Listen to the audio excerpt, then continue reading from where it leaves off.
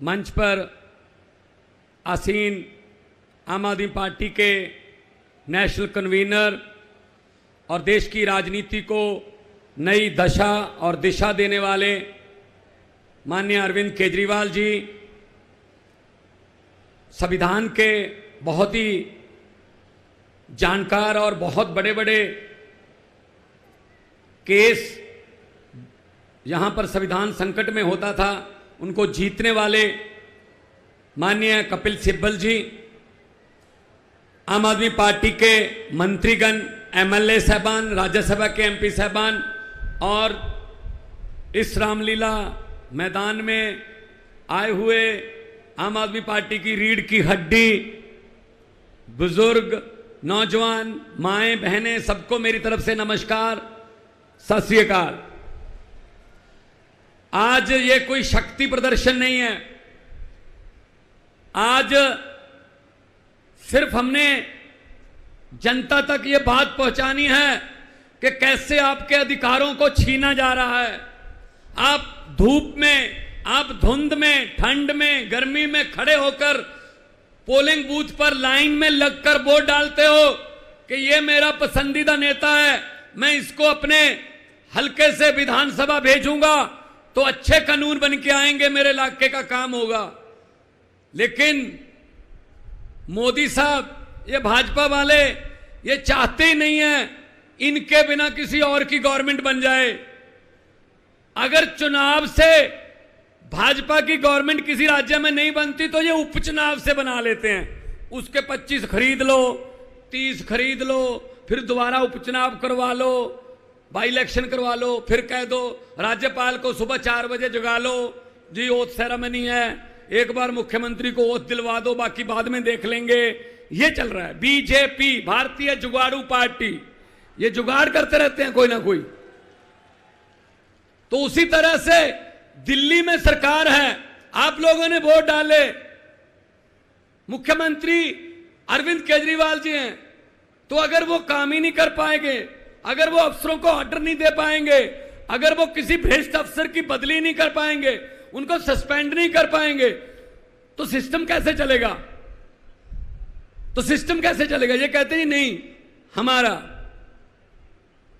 हमारा ही बस अधिकार होगा। ये अकेला दिल्ली की 2 करोड़ जनता का सवाल नहीं है, देश की 140 करोड़ जनता का सवाल है। दिल्ली में हर प्रदेश का आदमी रहता है, यहां कर्नाटक से लोग भी रहते हैं, बंगाल से भी रहते हैं, पंजाबी भी रहते हैं, यूपी से भी रहते हैं, उत्तराखंड से, पूरे देश से दिल्ली में लोग बसते हैं। दिल्ली देश का दिल है। तो इनकी यह हिम्मत कि ये सुप्रीम कोर्ट का फैसला पलट दें कि नहीं जी अरविंद केजरीवाल की चलने नहीं देंगे। अब ये दरियाओं को रोका नहीं जा सकता मोदी जी, दरिया अपना रास्ता खुद बनाते हैं, हुकूमत वो करते हैं। ये आज का इकट्ठ देखकर अरविंद केजरीवाल जी, मैं आपके लिए बोल रहा हूं कि हुकूमत वो करते हैं जिनका दिलों पर राज होता है। यूं कहने को तो मुर्गे के सर पे भी ताज होता है। आप दिलों पर राज कर रहे हैं, इसीलिए इस 42 डिग्री टेम्परेचर में लोग आए हैं। अभी 15-20 हजार लोग आ रहे हैं रास्ते में, बसें बहुत दूर दूर तक खड़ी हैं। ये प्यार है, ये अरविंद केजरीवाल जी के लिए, ये आम आदमी पार्टी के लिए आपका प्यार है। इसी प्यार की वजह से हमारे हौसले बुलंद हैं। हम पूरे देश में गए, जहां जहां गए आप लोगों के अधिकारों की बात की और हमें समर्थन मिल रहा है। ये ऐसा कपिल सिब्बल जी, ये तो फिर भी चलो इन्होंने कर रखा है कि एलजी है, ये फुल स्टेट है पंजाब। हमारा राज्यपाल हमें बजट सेशन बुलाने की इजाजत नहीं दे रहा था, हमें सुप्रीम कोर्ट आना पड़ा, जी बजट सेशन बुलाने दो।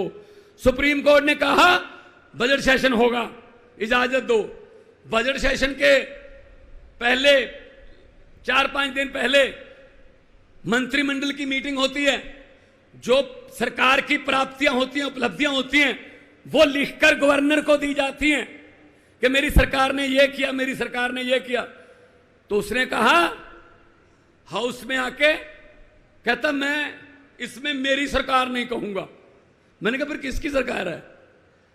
कहता माई गवर्नमेंट नहीं कहूंगा। मैंने कहा जी मुझे सुप्रीम कोर्ट जाना पड़ेगा फिर दोबारा। You have to say that. ये मंत्रिमंडल द्वारा पास किया हुआ भाषण है, you have to read it word by word. बोला भाई साहब, फिर बोलना पड़ा। तो ये हर स्टेट के कोई ना कोई डिक्का, कोई ना कोई अड़चन करते रहते हैं, ये नहीं चलेगा। तो आज की ये अध्यादेश को बचाने की, ये लोकतंत्र को बचाने की रैली है। कहने को तो हम biggest democracy of the world हैं, लेकिन है लोकतंत्र? कहीं पे लोकतंत्र बचा है?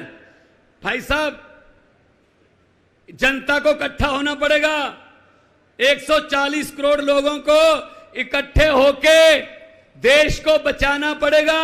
ये देश शहीद आजम भगत सिंह, राजगुरु सुखदेव, चंद्रशेखर आजाद, अशफाकुल्लाह, सुभाष चंद्र बोस, हजारों शहीदों ने कुर्बानियां लेके ये देश लेके दिया था। ये किसी के बाप की जगीर नहीं है कि मैं ही इस पे राज करूंगा, मैं ही इस पे राज करूंगा।